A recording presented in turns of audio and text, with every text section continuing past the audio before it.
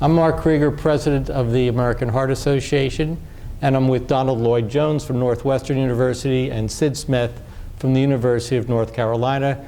We're in Chicago at the ACC meeting, and at today's late-breaking clinical trials, we heard about the results from the PARTNER 2 trial.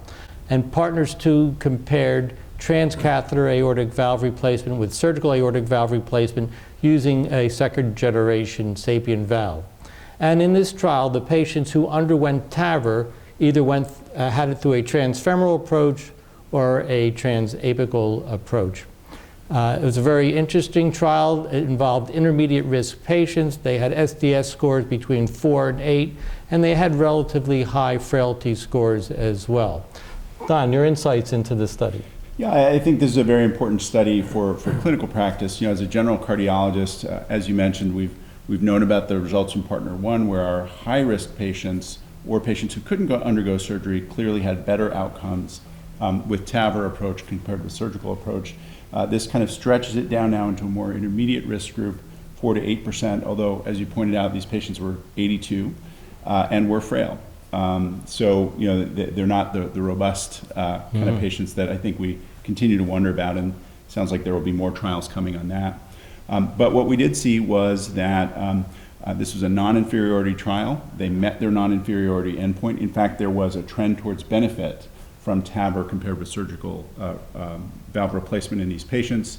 And some interesting data, I think, about the transfemoral versus surgery compared with transapical versus surgery. Yeah, that's right. And I think that's an important difference for us to be aware of, that the transfemoral approach actually appeared to be better than valvular surgery, whereas transapical was not.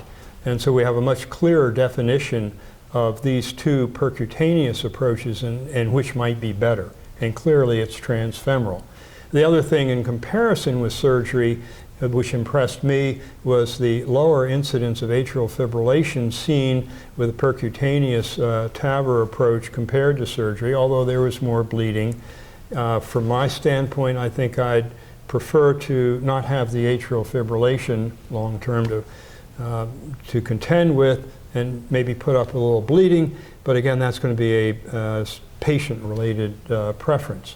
All in all, these are important data that help guide us as we look at the expanding use of TAVR.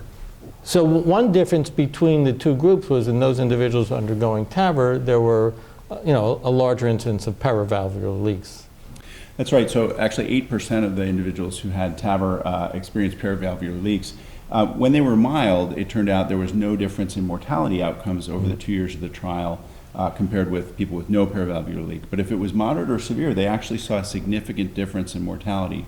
Again, a small subgroup of patients, but if you have this complication, I think it's an important thing we need to know about and that people need to be aware of, that you can't just ignore this if they have moderate or severe paravalvular leak. You know, as a general cardiologist, I think, again, the whole trial gives me confidence that we can refer more intermediate risk patients there, but I would say, you know, the problem of paravalvular leak, I think, continues to remind us that you want to do this in a center that does a lot of these procedures, that will select the appropriate patients for the therapy, and that knows what they're doing when they deploy the valve, so that you minimize the risk of a paravalvular leak. Right. All very important points. So PARTNERS 2 trial, another important trial, particularly in the TAVR arena, moving the field forward. Obviously, it raises the next question: how are we going to approach patients who are at low risk for surgical complications, who have severe aortic stenosis? And obviously, a new trial will have to take place so we can address that question as well.